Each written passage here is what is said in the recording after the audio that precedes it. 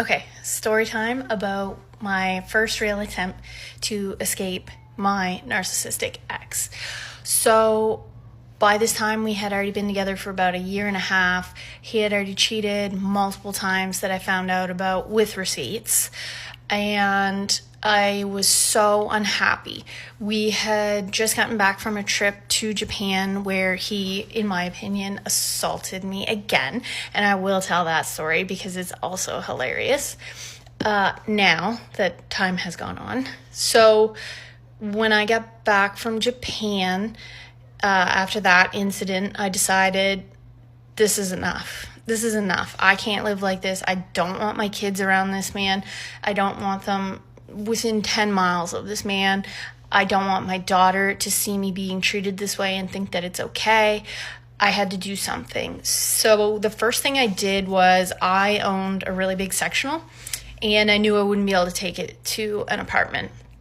So I started selling all my big items. I sold my barbecue. I sold the sectional couch out of the house that we were living in together. I started taking all of my non-essential items to my parents' house because luckily they only lived like 20 minutes away and were aware of what was going on and that I was trying to leave. So I started taking loads of my stuff to their house and storing it there until I could secure an apartment. And guess what? He didn't even notice. He literally didn't notice. That's how little he actually liked me. He didn't even notice when like half of my shit was gone. And I'm talking like I cleaned out half of my closet of clothes. Every non-essential item was gone. I took all my kids' toys away. Like everything just down to like the beds were left. And he never even noticed. I told him I sold the couch because it didn't fit in the house that we had. And we had another couch upstairs. And I said, oh, well, we're just going to look for a new couch that's smaller. And he's like, yeah, okay, because this guy loved spending money. So I kept looking and I was so unhappy and miserable, and he was just like worse than ever. He was so mean to me for no reason at all, and he was really bad for calling me names, and that is like a big no-no for me.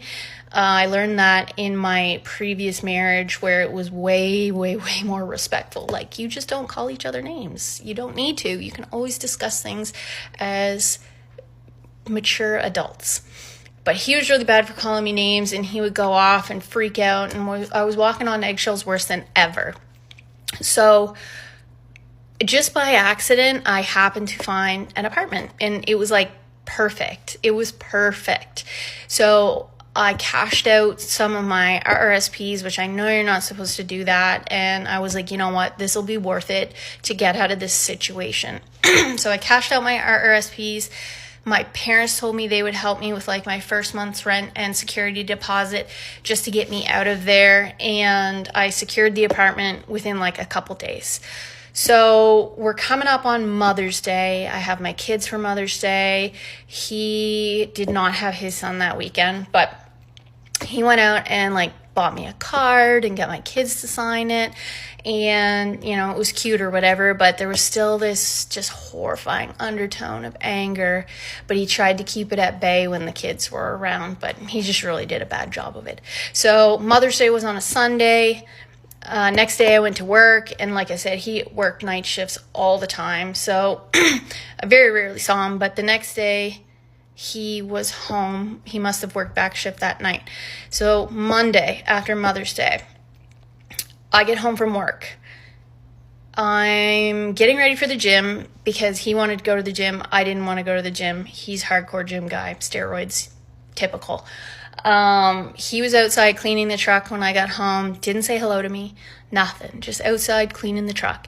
Didn't even acknowledge my existence. So I went upstairs to go get ready for the gym, and I get a text message from my ex-husband. And he said, did you know that Jordan has a secret Snapchat that he deactivates and reactivates whenever you're not around?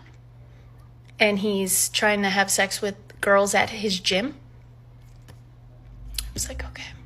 I said, okay, thank you. Because what else am I going to say? So I went downstairs, walked outside, and I said, show me your Snapchat. And he's like, I don't have Snapchat. And he's pissed off, right? I said, get in the fucking house and show me your Snapchat. And he comes in and he's freaking out and he's mad. He's like, I don't have Snapchat. Gives me his phone. I was like, okay, let me go through it. So I open up his phone. I don't see Snapchat right away.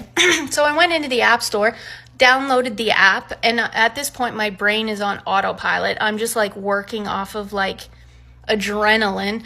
Go into the app store, download Snapchat, go to log in. Stupid bitch auto-saved his password and username. Log in. There's all the girls. List girl. Snapchat sent 2 days ago. Half of them aren't even opened by the people. So that's just as embarrassing as being cheated on, is that he's trying to cheat and it's not successful. So these are all girls that he rotates back to all the time that he's already had sex with, because that's their thing. They circle back to their knowns to get validation. So girl. I was like, here you go. So I give him his phone back, and this man proceeds to have a massive temper tantrum, pacing back and forth around the kitchen. And I was like, you gonna explain yourself? And he said, I only did it because you wouldn't let me have friends. What? You can't have friends because no one likes you because you're an asshole. I said, these aren't fucking friends. I said, no, I'm not going to let you fucking send secret Snapchats to girls you've already had sex with. How stupid is that? They're not your friends. They're just your options. In your mind, they're your options. Just like me, I'm a convenience and an option to you. So I said, okay, sounds good.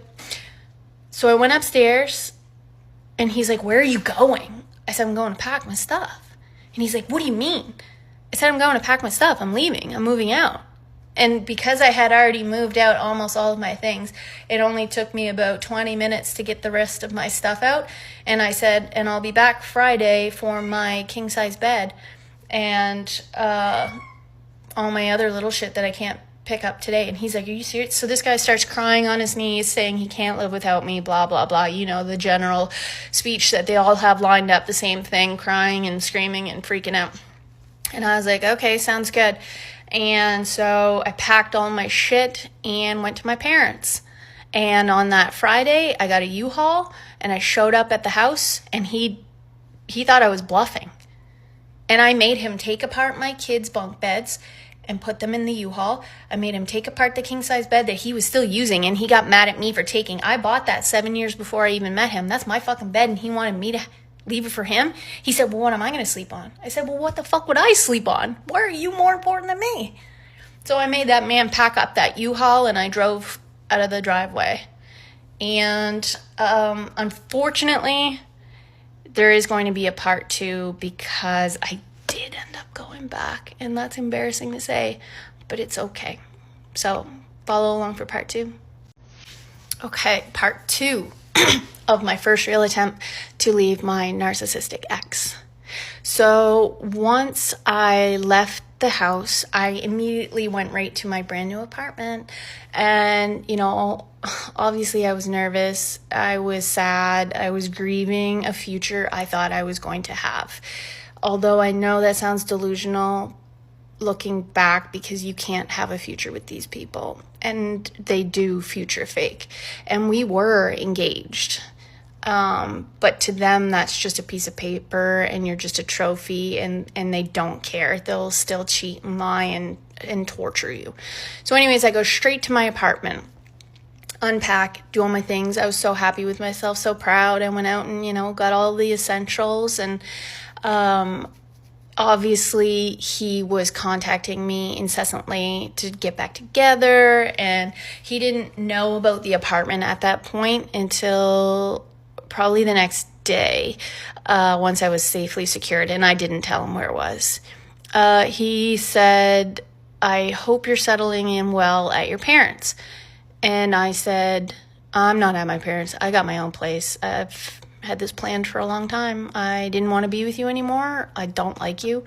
You think you're an awful person. And whatever. I don't remember what he said, but he tried to get me back. And, you know, I I did make some mistakes, and I did go and see him because I was still very weak at that point. And that will happen. And, it takes time, and it's just, you're in a very vulnerable position because the love bombing comes back. And that's what you want. And they know that. They know that manipulation tactic works.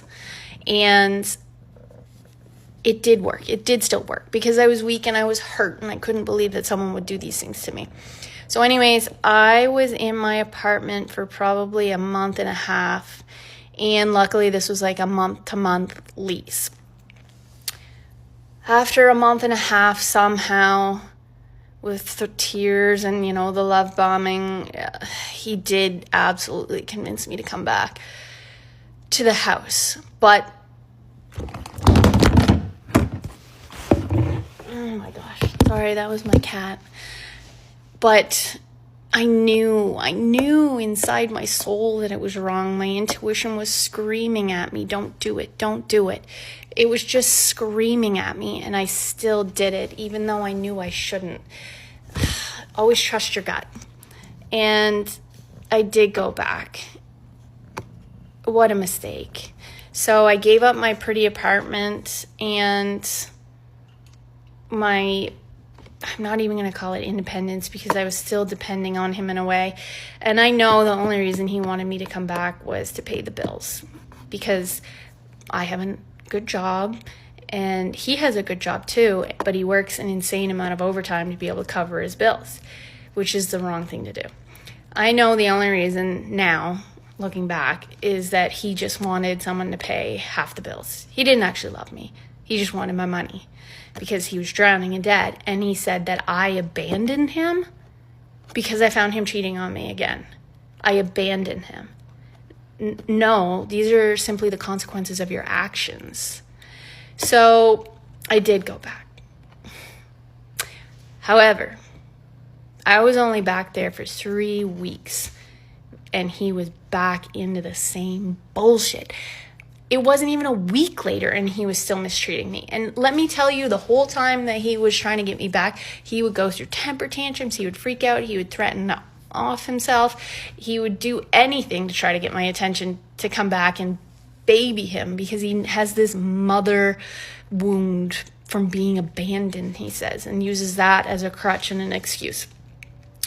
So I did unfortunately go back, but I only lasted 3 weeks being back in that house, and the same fucking cycle was starting over again. The abuse, the name calling, the walking on eggshells, everything. And just one morning in August, I snapped.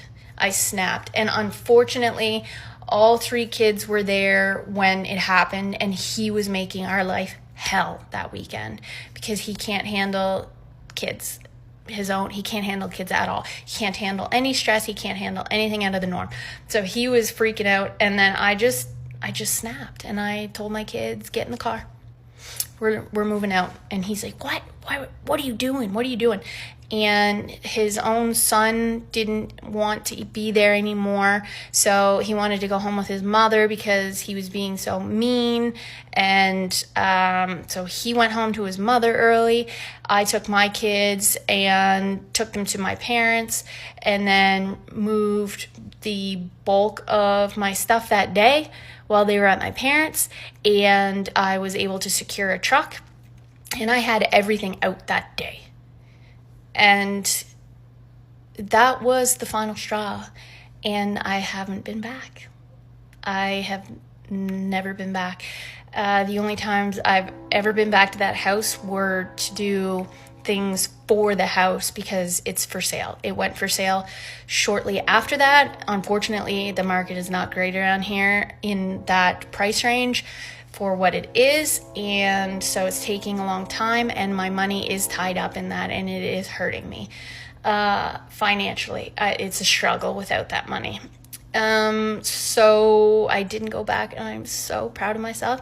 And in about a month's time or 3 more weeks' time, it will be a whole year that I will have been moved out. So there is going to be a part 3 because I do want to tell you my struggles of the aftermath and what I went through to actually get to where I am now. After I finally left the house and didn't go back, of course, the same old narcissistic traits and patterns emerged again. The hoovering attempts, the love bombing, the I can't live without you, the you abandoned me with all these bills in this house that I can't afford. This is the house that he wanted. I didn't want it. And they kind of started falling on deaf ears. Now, let me tell you that I suffered. I did. I suffered immensely. I cried every day. I couldn't eat. The sadness that I felt for the loss of those 2 years, basically. I lost 2 years of my life to someone who didn't appreciate me, who didn't love me, who faked a future just to keep me. I will never understand why someone would do that to somebody else. The fake kindness just to get their way. It doesn't register to me. And someone once said, it's a good thing that you can't think like that because it means you're not like that. And that's a good thing. You can't picture doing those bad things to somebody because you would never do them yourself. So I suffered. I grieved a future I thought I was going to have. I grieved a man who was still living, who I only loved him for his potential. And you can't love someone for their potential. You can try, but if they don't want to do the work, they'll never be that person. And that's okay. They're just not your person. And you will find someone in the millions and millions of people out there who will appreciate you the way that you deserve to be loved and appreciated. So, unfortunately, I had sold my bed. So I didn't have a bed. So I slept on the couch at my parents' house for 6 months and did my best to save some money, make a plan. My kids still got to stay with me, and they were very happy because they got to stay at Nanny and Grampy's. And I was able to do things that I've not been able to do for 2 years. Just simple things like going to get a pedicure, going to get my nails done, going to the mall when I want, and not having to answer to somebody, not having to constantly be texting and updating and defending yourself. For the longest time, it was just constant energy focused on this person who was draining me. My skin was terrible. My sleep was horrible. I just felt sick all the time. I couldn't eat. And then the moment I moved out and moved into my parents, even just sleeping on that couch, the sleeps. I had the best sleeps of my life for the first time in years. My skin cleared up. My wrinkles alone around my face were gone. They just disappeared. I was able to do my skincare again because I could finally afford it. It was just like night and day.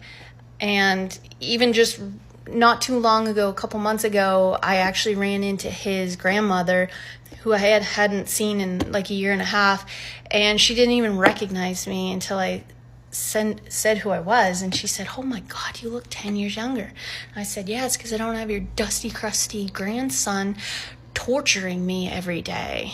And so I know I did the right thing just by the difference. Now I'm still trying to get the sparkle back in my eye that he stole. I'm still trying to figure out my path in life. And I've only just gotten back into reading recently, which I struggled to do because my brain wouldn't shut off. He traumatized me to the point where I had to go on antidepressants and anti-anxiety medication because I couldn't handle the ruminating and the overthinking. It was excessive. It consumed my life. At one point, I had to take stress leave for a whole month from work because I couldn't focus on my job. So once I left, all of those things started to slowly come back. I don't know the magic answer to what snapped in me that one day that made the difference. But I will say that I attempted to leave that house no less than 15 times. I would go stay at my parents for a couple days, and then he would convince me to come back. And it was back and forth, and I feel bad for my parents and putting them through that. But today they're just happy that I'm out. I don't have a magic answer for you. I just know that one day it will change. You will still be sad. You will still grieve that person, and it will still take a very long time to get over them. Even to this day, I'm still sad. I still grieve for this person. I still miss them. I don't know what I miss. But for some reason, my body hasn't caught up to my mind quite yet. So I do still miss the physical intimacy, the touching. I miss his body because he was a good-looking dude. But my brain knows that he's the wrong guy. And it's protecting me from making bad choices. I have not once reached out to him since last August 9th. He reaches out to me quite frequently, probably like once a week or maybe a little bit more. Sometimes it's 2 days. He still reaches out to me. I'm really good at shutting that down pretty quickly. Most of the time I just don't even answer. The other percent of time, because we do have that house together, I'm just cordial, which doesn't give him any energy to feed off of, because that's what they're looking for. They're energy vampires. They just want to feed off your reactions to their mean words or their love bombing. They just look for that. It gives them validation that you still think about them. So I don't have the magic answer, but I do know that time and distance have been the key for me. And I also did an extensive amount of research on why I feel this way. What made me attached? What vulnerabilities did I show that he took advantage of? What can I work on as a person to love myself more and to have more self-respect so that this will never happen again and I won't fall for these tricks? I know I was lacking the self-confidence, and he saw that and took advantage of it.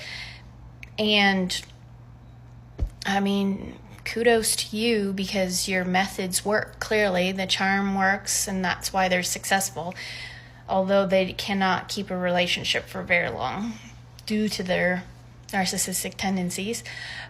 But I will have to do a part 4, because I do want to tell you about my new apartment and how I felt and rated when I was successful and when I thought I made it. So stick with me. Just a cool, chill beer girl. You're not cool. Just a chill beer girl. Part 4 of leaving my narcissistic ex. At this point, I had been at my parents' house for probably like 6 months, I think. No, 5. I don't know. Around that long.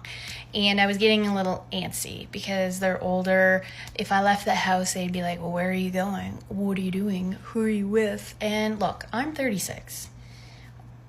I don't want to answer those questions. I wasn't going on dates. I wasn't hanging out with men. I just wanted my independence again, because I had moved out of home at 21 and hadn't been back. So I just wanted my own space and to be able to clean my things and cook my own food in my own kitchen and all this stuff. I wanted to feel like an adult again. So I was able to, I think I just stumbled upon this apartment by accident, just scrolling one day. And this was the apartment that I always pined over. So even when I was married, and look, I had a really good marriage. We just grew apart because we got married really young. Let me preface that. Even when I was married, I always had a fantasy of living in an apartment by myself, because I had never lived alone in my whole life. I went straight from my parents' house and graduated college at 21 to moving straight in with my boyfriend, who turned into my husband. And then I lived with him for 14 years with our kids. So I had never lived alone in my life, and I never knew what independence was, because he was just a little bit older than me, but he was already well established when we got married. So he kind of took the lead and took the reins of how to how to live as a couple in a house. So I stumbled upon this place by accident, and I had messaged on it before a few times, but I never got a response. And so I sent a message, and I actually got a response right away. And for me, I work on signs from the universe. I was like, oh my God, they answered right away. This is a sign from the universe. And luckily, just by luck, my brother-in-law is the property manager for here, and these are very hard apartments to get because they're very nice and they're very new. I didn't even tell him about it, so I just applied for it. I had money set aside, and I think I used like bonus money or something, I forget. And then he put a good word in for me. I didn't even know he was going to do that, and that was very nice of him, and I will always appreciate that. And I was able to get the apartment 5 days after I put in for it. And so I moved into this beautiful space on January 5th. I still did not have a bed. So my indicator of success for myself was when I got a bed. If I got a bed, I felt like I made it. I'm independent. I'm out. I'm secure. I've secured a home, but I still wanted a bed. And that was just such a goal for me because I had been sleeping on a couch for 6 months at that point. So I had a couch of my own as well. It was just in storage. So I took the couch here, and I was sleeping on the couch, and I probably slept on the couch here until I moved in January 5th, and I probably slept on this couch until like February or something like that. And then my parents were so kind, and they bought me a bed. And maybe that's the cheap way out, but I had a bed. I already had my kids' beds. I got everything for them first. I made sure they were secured, got their bedroom set up, had all their toys, had everything that they needed before I wanted to take care of myself, because I don't care if I sleep on a couch. Who cares? It's still comfy. It's nice and fuzzy. But yeah, I got a bed in February. Now it is July, and this is actually just about the 1 year anniversary of when I moved into that first apartment. So, feelings and emotions are coming back, and I've been looking back on the last year at how much I've grown as a person, how different I am. I used to cry every day, and I was just miserable, and all I talked about was him and the breakup and what he did to me, and all I thought about was him and what he did to me. And since then, it gets less and less over time, and I really thought that it wouldn't. I genuinely thought, I'll never be able to get over this guy. I'll never be able to get over this guy. Well, here I am a year later. I still have my moments, because I will never be able to comprehend how someone can do those nasty, horrible, abusive things to another human. But I made it. I made it to my apartment, and just recently I got a cat, a kitten, a Maine Coon as a companion, because I have my kids like week on, week off. So I'm here with my girl cat in my girl apartment, decorated the way I want it decorated, and I spend my money the way I want to spend my money. There's no one stomping around my house. There's no loud noises. There's no mess. There's no making dinner for a man who doesn't appreciate it. There's just silence and laughter, and my kids are so happy here, and they seem like themselves again, and that makes me the most proud, because I want them to be happy above all else. I would shield them from anything. So to see them happy and joyful and comfortable and never on edge, and we just sit here and read books or just play games and enjoy the cat and watch movies, and the peacefulness is something I never thought I would experience again. So my only issue right now is finding myself. What does Erin like? What do I want to do going forward? What do I do with my evenings? I have so much free time now and so much free brain capacity that I just recently have started reading again. I've finished 3 novels in the last 2 weeks because my brain isn't tied up wondering if they're cheating, wondering who they're with, wondering who they're talking about when I'm not there, wondering if they have another secret Snapchat, because there has been 2 events of secret Snapchats, and I will tell that awful, traumatic story next time. It is so refreshing to be your own captain of your ship and to not have to answer to anyone but yourself, and to make sure your kids are happy, your cat is happy, and you're just you. So I hope this story gives somebody some hope that they can get out. You need a plan. That's the key. You need a plan, and you need to stick to it, and you need to know you deserve so much better. You truly do. No one deserves to be in a position like that at all, ever, for any reason at all. It's just not okay. Make your plan. Get your finances in order. You will always be able to make money again, but you will never get your time back. You will never get that energy back. You will never get that mental capacity back. Like, you can do it. No one's going to come save you but you. Tell your friends, tell your family what's going on. You won't believe the support that you will receive. I was worried about the I told you so's, and they never came.